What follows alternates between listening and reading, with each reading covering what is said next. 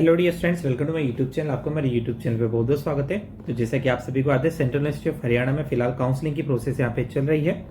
First allotment list यहाँ पे जारी हो चुकी है और जो कैंडिडेट्स हैं उनको यहाँ पे फी सबमिट करने को कहा गया है ताकि वो अपना एडमिशन यहाँ पे कंफर्म कर लें। अब सभी कैंडिडेट्स के मन में मेनली यहाँ पे ये डाउट आता है कि यदि हमें यहाँ पे एडमिशन मिल गया और यदि हम एडमिशन यहाँ पे कैंसिल कराना चाहते हैं, एडमिशन को विड्रॉ करना चाहते हैं, तो उसके बाद हमारी कितनी फी यहाँ पे रिफंड होगी, उसकी क्या यहाँ पे प्रोसेस रहेगी। तो उसके बारे में आज अपन इस वीडियो के अंदर बात करेंगे। सो वीडियो आपके लिए काफी ज्यादा इंपॉर्टेंट रहेगी, इसलिए वीडियो को एंड तक जरूर देखिएगा। वीडियो पसंद आए तो प्लीज वीडियो को लाइक जरूर कीजिएगा और जो भी कैंडिडेट्स वीडियो को देख रहे हैं प्लीज वीडियो को लाइक जरूर कीजिएगा और चैनल पे नए तो प्लीज चैनल को सब्सक्राइब जरूर कर लीजिए ताकि हमें इस प्रकार की वीडियोस बनाने का मोटिवेशन मिलता रहे। वीडियो काफी सारे कैंडिडेट देखते हैं लेकिन चैनल को सब्सक्राइब नहीं करते हैं, तो प्लीज सब्सक्राइब जरूर कीजिए ताकि हमें मोटिवेशन मिलता रहे वीडियो बनाने का। इन वीडियोस को बनाने में काफी ज्यादा मेहनत लगती है, तो प्लीज सब्सक्राइब जरूर कीजिएगा। तो चलिए हम वीडियो को यहाँ पे शुरू करते हैं। आज अपन यहाँ पे देखने वाले हैं rules of refund of fee for central university of Haryana. तो आपको मैं एक एक करके सारे रूल्स यहाँ पे एक्सप्लेन कर दूंगा।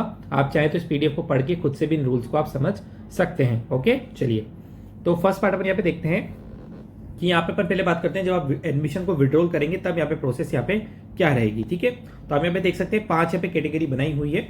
और देखिए, point of time when notice of withdrawal of admission is received in the university, कि आप जब यहाँ पे जो आपका विड्रॉल का यहाँ पे नोटिस है वो यूनिवर्सिटी में आप दे देंगे, यानी कि जो विड्रॉल की रिक्वेस्ट है वो आप यूनिवर्सिटी में सबमिट कर देंगे। उसके बाद यहाँ पे क्या क्या प्रोसेस रहेगी। तो देखिए, यदि आप यहाँ पे 15 डेज और more before the formally notified last date of admission excluding open counselling, यानी कि जो लास्ट डेट ऑफ एडमिशन यहाँ पे रहेगी सेंट्रल यूनिवर्सिटी ऑफ हरियाणा में, ये डिक्लेयर हो जाती है। तो जो लास्ट डेट ऑफ यहाँ पे एडमिशन रहेगी सेंट्रल यूनिवर्सिटी ऑफ हरियाणा में, इसके अंदर हम ओपन काउंसलिंग को इंक्लूड नहीं करेंगे। ओपन काउंसलिंग या फिर जो ऑन स्पॉट काउंसलिंग होगी उसको अपन इंक्लूड नहीं करेंगे। फिलहाल जो यहाँ पे काउंसलिंग चल रही है उसकी जो यहाँ पे लास्ट डेट रहेगी एडमिशन की, उससे 15 दिन पहले या फिर उससे भी पहले, जैसे कि मैं आपको एक एग्जांपल यहाँ पे लेके बता देता हूँ। जैसे कि मान लेते हैं कि अब लास्ट डेट ऑफ यहाँ पे एडमिशन 30 अक्टूबर है, 30 अक्टूबर यहाँ पे मान लेते हैं कि लास्ट डेट है। तो आप 15 अक्टूबर या उससे पहले यदि आप अपना एडमिशन कैंसिल करा लेते हैं, एडमिशन विड्रॉ कर लेते हैं, तो आपको अपनी 100% फी यहाँ पे रिफंड मिल जाएगी। ठीक है, ये तो हो गई पहली बात। दूसरी बात, यदि यहाँ पे 30 अक्टूबर मान लेते हैं कि लास्ट डेट है एडमिशन की और आप यहाँ पे 15 अक्टूबर या उसके बाद लेकिन 30 अक्टूबर से पहले अपना एडमिशन यहाँ पे कैंसिल करा लेते हैं, तो आपको 90% फी यहाँ पे रिफंड हो जाएगी। ये तो हो गई बिफोर की बात। अब यदि यहाँ पे जो लास्ट डेट ऑफ एडमिशन है उसके आप 15 दिन बाद तक, यानी कि 30 अक्टूबर हमने लास्ट डेट यहाँ पे मानी थी, तो यदि आप यहाँ पे 15 नवंबर तक, ठीक है, अपना एडमिशन कैंसिल करा लेते हैं तो आपको यहाँ पे 80% फी जो है वो रिफंड हो जाएगी।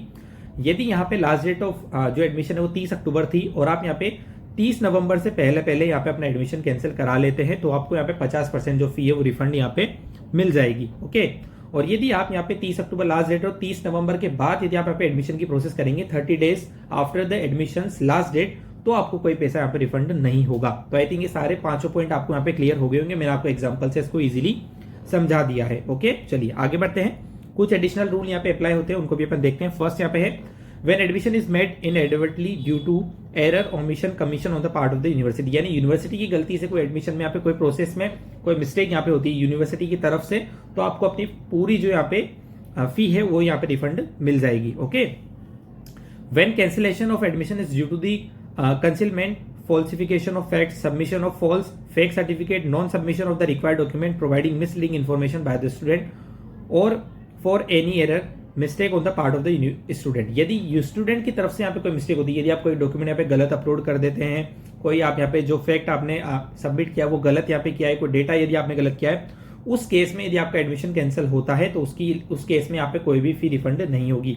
तो जो भी आप यहाँ पे डिटेल्स फिल करें बिल्कुल करेक्ट उनको फिल कीजिएगा। ठीक है, नेक्स्ट पॉइंट के बारे में यहाँ पे बात करते हैं। तो थर्ड पॉइंट यहाँ पे गिवन है, if a student provisionally admitted to a programme on declaration of result of his her qualifying examination compartmental examination and become ineligible for admission and his her admission is cancelled, यदि आपने जिस qualifying examination के basis में यहाँ पे admission के लिए apply किया था, जैसे कि पीजी के लिए यदि आप अप्लाई कर रहे हैं तो यूजी की क्वालिफिकेशन लगेगी और यूजी के लिए आप अप्लाई कर रहे हैं तो 12th की क्वालिफिकेशन यहाँ पे आपकी अप्लाई होगी। ओके, तो आपने यहाँ पे जिस क्वालिफाइंग एग्जामिनेशन के बेसिस पे यहाँ पे आपने अप्लाई किया था, यदि आप उसमें किसी कारण से इनएलिजिबल हो जाते हैं, जैसे कि मान लेते हैं आपने 12th के बेसिस पे यहाँ पे अप्लाई किया था लेकिन 12th के रिजल्ट में आप यहाँ पे फेल हो जाते हैं या फिर जो मिनिमम रिक्वायर्ड परसेंटेज यहाँ पे थी उतनी आपकी नहीं बनती है, तो उस केस में आपका जो रिजल्ट है वो यहाँ पे क्या होगा, फुलफिल नहीं कर पाएगा एलिजिबिलिटी को, तो उस केस में आपका जो एडमिशन है उसको कैंसिल यहाँ पे माना जाएगा।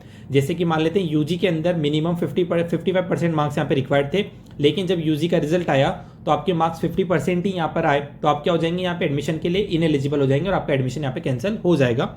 उस केस में आपका पैसा यहाँ पे कैसे रिफंड होगा, क्योंकि फिलहाल तो आपको प्रोविजनली यहाँ पे एडमिशन मिल जाएगा, आप यहाँ पे फी पेमेंट भी कर देंगे, लेकिन जब रिजल्ट आएगा और मान लेते हैं आपकी उतनी परसेंटेज नहीं बनी और आप वहाँ पे इनएलिजिबल हो गए, तब पैसा कैसे रिफंड होगा। तो उस केस में इन्होंने बोला है if the document of the final result declaration is submitted, यानी कि आपका जो फाइनल रिजल्ट का डॉक्यूमेंट आया है उसको जब आप सबमिट यहाँ पे कर देंगे within the 30 days of formally notified the last date of admission, यानी कि जो लास्ट डेट ऑफ एडमिशन है उसके 30 दिनों के दौरान यहाँ पे अपना जो फाइनल ईयर का रिजल्ट है वो सबमिट यदि यहाँ पे कर देंगे तो आपको अपनी 50% जो फी है वो मिल जाएगी, प्लस आपको अपना सिक्योरिटी डिपॉजिट भी यहाँ पे वापस मिल जाएगा। Okay, after 30 days of formally notified the last date, यदि आप 30 दिन के बाद यहाँ पे अपना डॉक्यूमेंट सबमिट करेंगे तो आपको कोई पैसा यहाँ पे रिफंड नहीं मिलेगा। ओके, फोर्थ पॉइंट देखते हैं, in case a student after his her admission expires within a month of last date of admission, full fee without any deduction will be refunded to his her parents.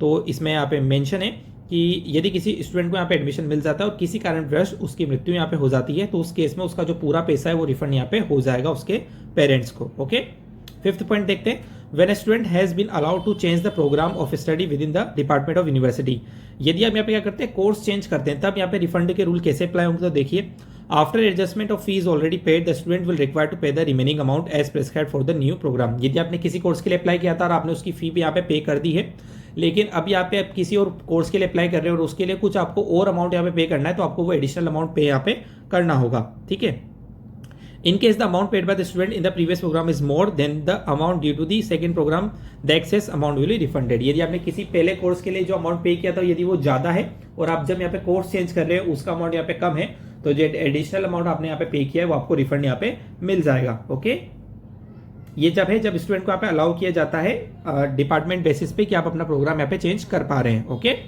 6 point देखते हैं, cancellation due to non submission of migration certificate, category certificate और other essential document till the last date of specified during admission, यानी कि last date of admission तक आप यहाँ पे यदि अपना कोई भी डॉक्यूमेंट यहाँ पे सबमिट नहीं करते हैं, जैसे कि माइग्रेशन सर्टिफिकेट हो गया, कैटेगरी सर्टिफिकेट हो गया, तो आपकी यहाँ पे जो फी है उसको रिफंड यहाँ पे नहीं किया जाएगा, बस आपका जो सिक्योरिटी डिपॉजिट है वो आपको वापस यहाँ पे मिल जाएगा।